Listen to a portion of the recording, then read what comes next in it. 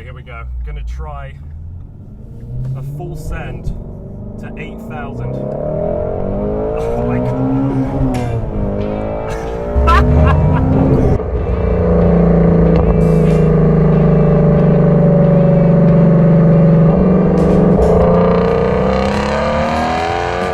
Ladies and gentlemen, welcome back to the Drive Guide, and today I'm living out quite a dream. This is the Shelby GT350R. This has been lent out to me for a few hours by my friend Earl Garnett. Hi. Earl's in the seat here. We're going to come back to him a little later because this is his vehicle. He's also owned a GT350, so he can share all of his thoughts regarding the ownership experience of this car and that one. But here I'm living out my dream, fulfilling a fantasy, and trying out the best Mustang of all time. So what do we have here? It's a 5.2 litre naturally aspirated Voodoo V8. It's an engine that Ford developed just because they could. They had the V8 that was more than enough in the GT, but here they wanted to do something a little bit special. This has a flat plane crank. It's a vehicle that has been developed to push the Mustang as far as it can go, and with the experience I've had so far, it almost feels like it has motorsport heritage. It feels like a track special. It feels like something like a Ford GT that was a track car first and then converted into a road car. But the Mustang doesn't race in anything. This is really just an exercise of engineering, the best of what Ford can do. And there's a few different modes with this car. I've been spending my entire time in track mode because the engine gets a lot louder, the steering gets quite a bit heavier, and you have the ability to turn traction control off. Now, you would think track mode in a car like this, it would make it unbearable, undrivable on the regular road, but I've been driving at regular pace, I'm not going at stupid speed, I'm paying attention, and it feels just as easy to drive as the EcoBoost Mustang that my family owns. But it has this noise. Listen to this.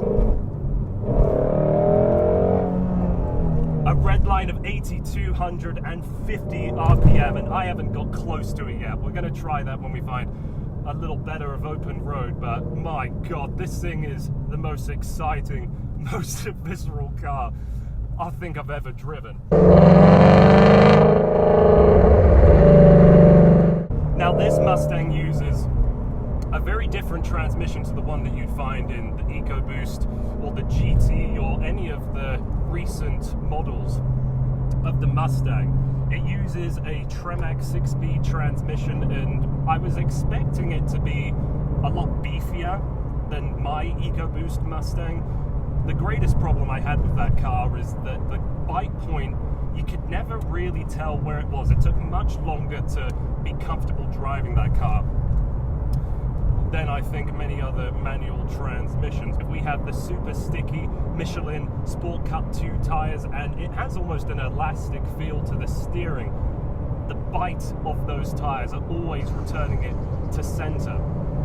But it's easy to drive, it's approachable, it's fairly comfortable. It's nowhere near where it is to a luxury car, but I was expecting getting into this car and start tasting blood, and the R, what separated it from the regular GT350 was the carbon fiber wheels, the rear seat delete, which is probably going to be the most noticeable thing if you were planning to use your Mustang as a four-seater, which if you are, I think you're a bit mad. There's never any space in the back of these cars anyways. Now I'm just going to slow down a bit because another thing that this car adds is quite a long splitter. Going over those Texas gates there.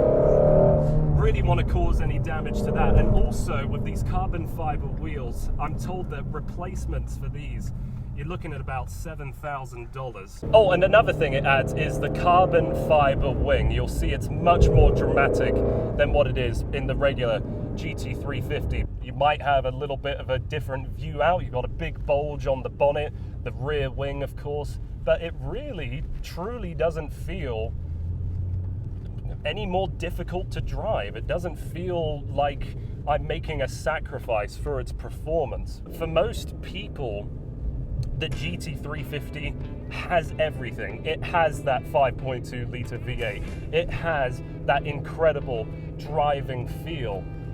So for most people, the GT350 is going to be more than enough of a car. But now I'm going to turn it over to Earl. Earl, you've had this car for about 1,000 kilometers. Right. And you also owned the GT350. I did. How many miles did you put on that one? I had it for one summer and I put 9,000 kilometers on it last year. Kilometers. So then with the ownership experience you had with that car and the early thoughts you've had towards this, what would you say is the biggest difference between the GT350 and then the R? Well, the only real difference is that you already mentioned is the exterior appearance and all the spoiler and all that stuff.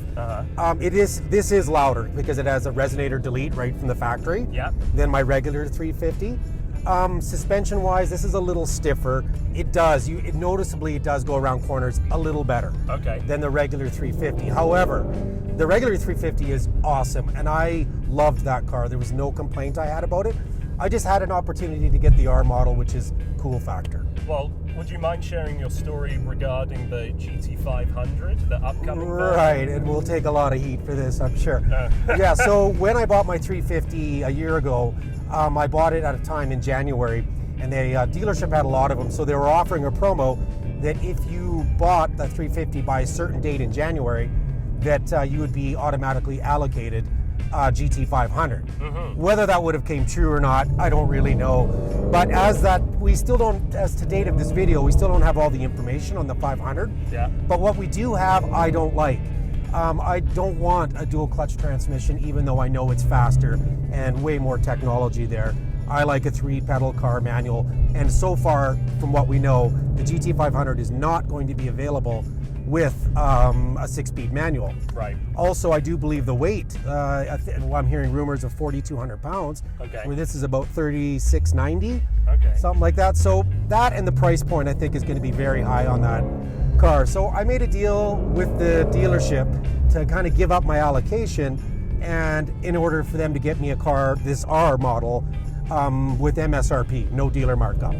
So that's how I ended up with it. It was kind of a weird roundabout story. And we're looking at a really rare car, aren't we? You said there's only 18 in ruby red for the 2018 model year? Yes, that's what I read. That for 2018, they only made 18 in ruby red, and altogether, I think a little over 2,000 altogether of the R model. So just a little more rare, one more step up race car-ish, you know?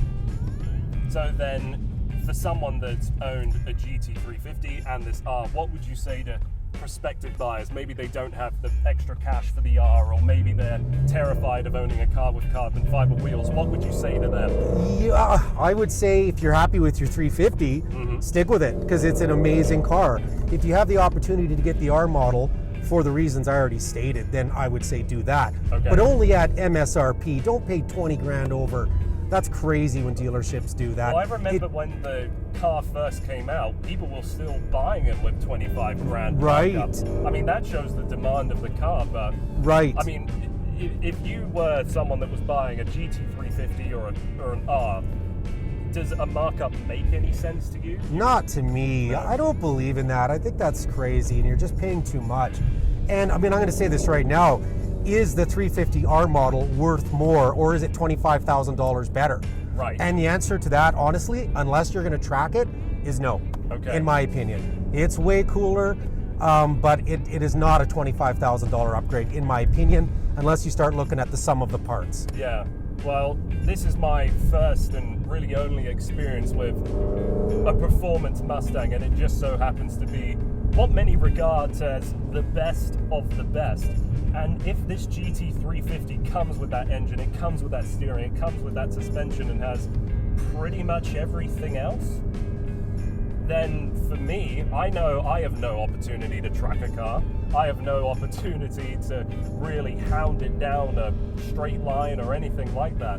The GT350 is probably the perfect car for me. It really is, in my opinion. Then you do have back seats in case you could convince someone to get back there. So the regular 350 is an amazing car, and I loved it. And this engine. I know. I mean, I was expecting to love it. I was expecting to have a connection with that noise and just the power that it was delivering, but I was nervous in thinking, like, would it be too much? And driving through town, you know, we got a couple looks from people when I wanted to be a little bit of an idiot. But you can turn all that off. You can quiet it down. You can have a more interventive traction control system, and it can be relaxing. I mean, you took an hours-long drive to get out here.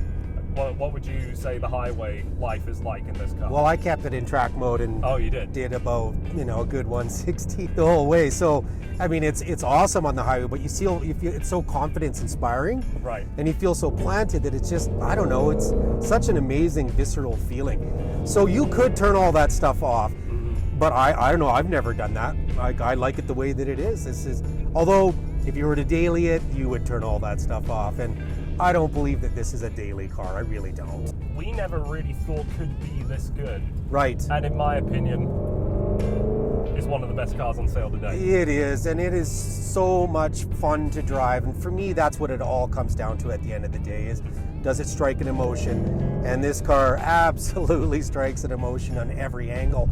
Even going in first gear down to get a liter of milk is a blast. You know, it's just fun to drive. It's a very visceral feeling car. So that wraps up all of my thoughts towards this GT350R, and I'm really thankful that Earl was able to give me the opportunity to play around with his pride and joy for a couple hours.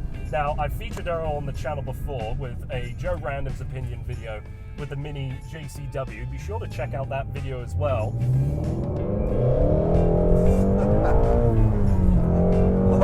As you'll be able to hear a little bit more about his channel and what he does with his car and a few other ventures that he has going on in the city. So quickly run down for everybody what your channel's all about, Earl. My channel's called Rev It Up with Earl Garnett, and we film cars that are not practical for the most part. Cars like this, some old classics, some muscle cars, some tuner cars, and we kind of try to capture the emotional connection between the car and the actual owner of the car. And we like to, you know, add in some cool Canadian band music and things like that to it. So it's, we don't really review cars. We just try to make it a fun, entertaining 20 minutes. Well, I've got all of the links down to Earl's channel down below in the description and in the comments section. So send him some love, giving me the opportunity again to drive this car. Earl, it's been an absolute pleasure. Thanks, man. Appreciate being on the show. A wonderful time with this car. I envy you greatly. And all I can say is, I hope I can hear that noise a little more often. My neighbors would disagree. Oh, would they? Well, then they're miserable. They've got nothing to live for. Exactly. Thanks again for watching. Thank you. Hope to see you again soon.